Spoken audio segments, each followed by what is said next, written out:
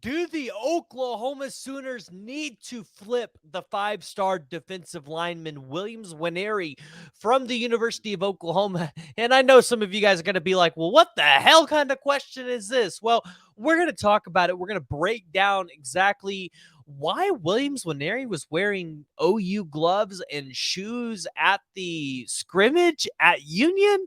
And we're also going to break down the Missouri schedule and talk about the possibility of Williams Nwaneri leaving Missouri to go to either Georgia or Oklahoma, because we'll just entertain Georgia for a minute like they actually were a contender, even though Williams Nwaneri said they were.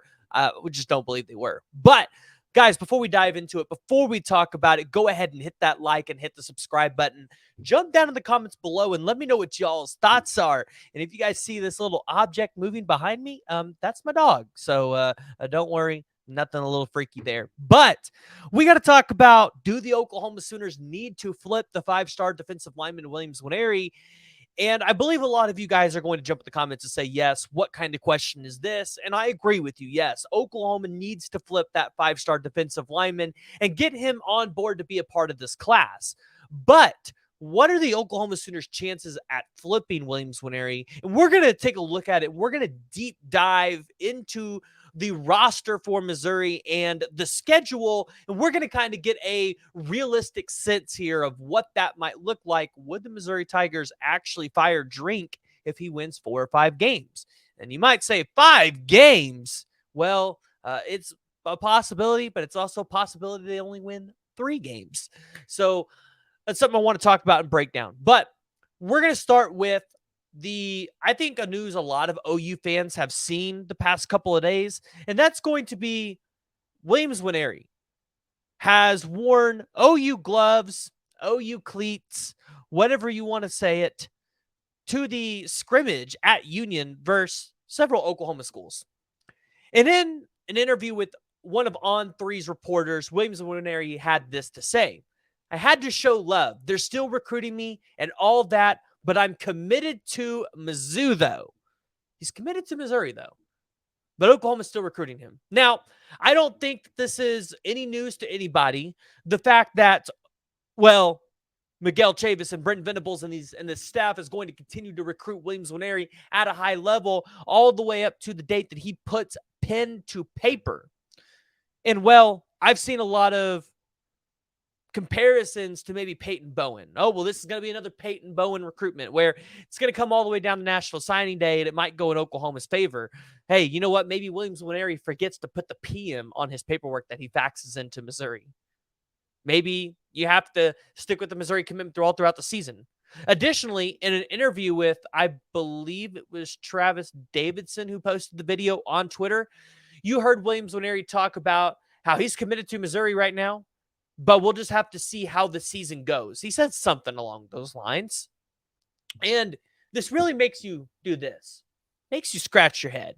And you think, why would he say, let's see how the season goes? Because obviously, if the season goes well for Missouri, then you're probably not flipping Williams Nwaneri from Missouri. If Missouri goes out there and wins 5 or 6 games, they show improvement, the staff does not fire Drinkowitz, then, well, if you're the Sooners, Williams Nwaneri is probably staying there, and so is Ryan Wingo, because, yeah, Ryan Wingo is probably going to be a Missouri Tiger too, which is something we got to talk about. But I look at what the Missouri Tigers are bringing back, and before we dive into their schedule, I think this is important to look at. And so I have their roster here, and there's a couple of guys I really want to point out. The first one is Joshua Manning, who I believe this is going to be his first year. He was in last year's class, 4-star wide receiver out of Lee Summit, Missouri. So it's not like there are not familiar places here on the Missouri Tigers. Like, you've got Joshua Manning here. You have Logan Muckey here. You have Max Windsor. You have, if we continue to look, I'm sure we're going to find more. Tommy Locke from Lee Summit North. You have, I'm sure there's a couple more on here. I thought I saw a couple more. You guys are catching my drift. There are more Lee Summit North guys on this team than there are currently probably on any other team that he has the opportunity to go to. Now, Oklahoma is going to give him a run for that money because you have Caden Green now. You have Kamori Moore committed in this class. If you get Isaiah Mosey, It's going to give you 3 guys. So potentially, Oklahoma can give Missouri a run for their money in terms of teammates from Lee Summit North. But I look at the production and say, okay, so you're returning a 4-star wide receiver from last year's class. You got a transfer in Theo Weish Jr., who used to be a 5-star from Allen, Texas, that was at Oklahoma for 3 years. Now is coming to be a part of this Missouri offense.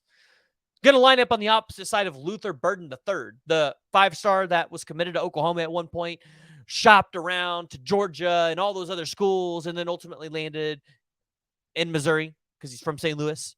Yeah, so those 3 wide receivers right there give Missouri a really good wide receiver core where you're returning a quarterback in Brady Cook. Guys, if you looked at Brady Cook's stats last year, 2,739 yards, a 64.8 completion percentage. Not the best completion percentage in the world, but with better wide receivers, Luther Burden, Theo Weish Jr., Joshua Manning, you expect that Brady Cook can maybe top 3,000 yards this year, probably increase his completion percentage to, I don't know, let's say 65, 66%, where he only threw 14 touchdowns and 7 interceptions. Maybe he can throw 20 touchdowns and only 7 or less interceptions, which would be, that'd be pretty decent. The only thing was he was sacked 26 times last year. So you look at that and go, that was a major need for the Missouri Tigers. Well, they went and addressed the needs for an offensive lineman in the portal and in their class. So I look at the 2023 class. They got a 4-star transfer on the offensive line, Marcelius Johnson from Eastern Michigan. Tenured offensive lineman, 6'4", 270 pounds. They got Cameron Johnson, another 4-star offensive lineman out of the University of Houston. So they went there. They got some good 4-star offensive linemen out of the transfer portal. They got some young talent coming in on the offensive line, not like it's going to blow you out of your seat offensive linemen. They got another 4-star quarterback in Gabari Johnson out of Tacoma, Washington in last class. And they got another quarterback in Jake Garcia from the University of Miami, who was a former 4-star out of high school and a 4-star transfer on this team. So they're going to create a quarterback competition in that room. So you see what they got in Theo Weish Jr. on the offensive line at the quarterback position. You expect this offense for Missouri to be better than it was last year, which might win you some games, right? It might win you some games. But that's kind of where I want to shift and kind of look at Missouri's schedule. So, University of Missouri's schedule pulled up here, 2023 football, pulled up from the Missouri Tigers website.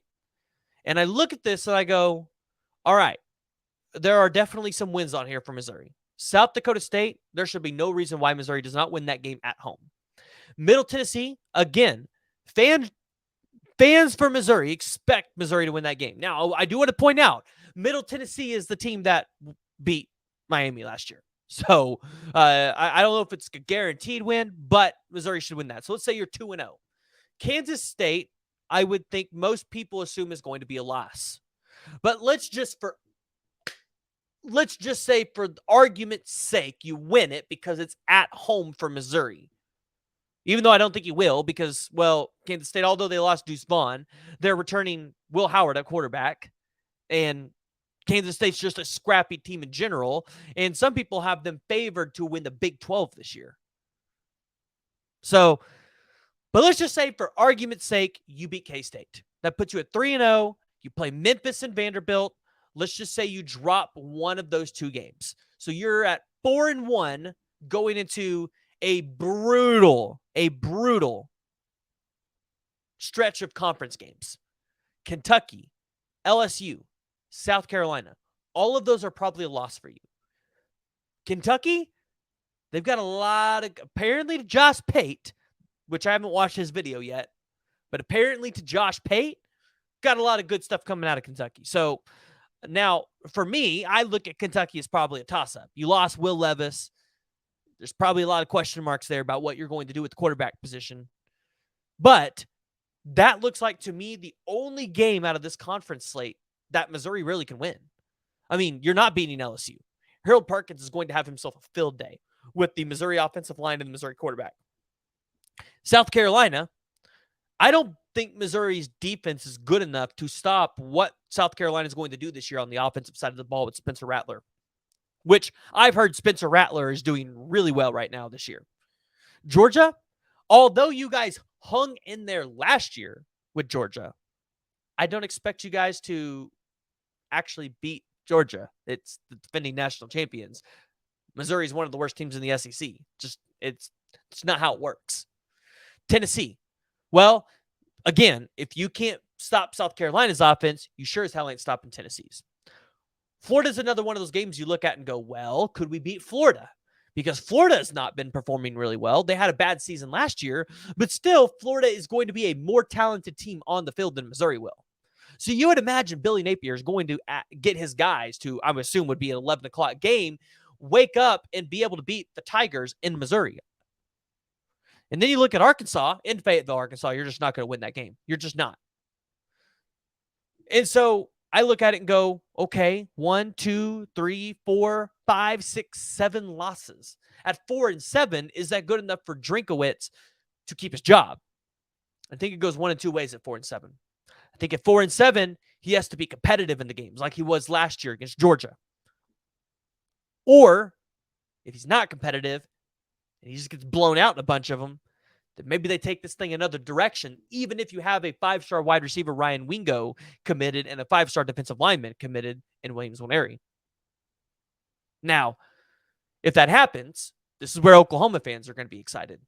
I feel like Oklahoma still has a shot at Williams Nwaneri if Drinkowitz goes 4-7 and doesn't look good in those 7 losses, doesn't look like the team is improving. I believe Oklahoma has a shot to flip the number 1 player in the country to come to Norman.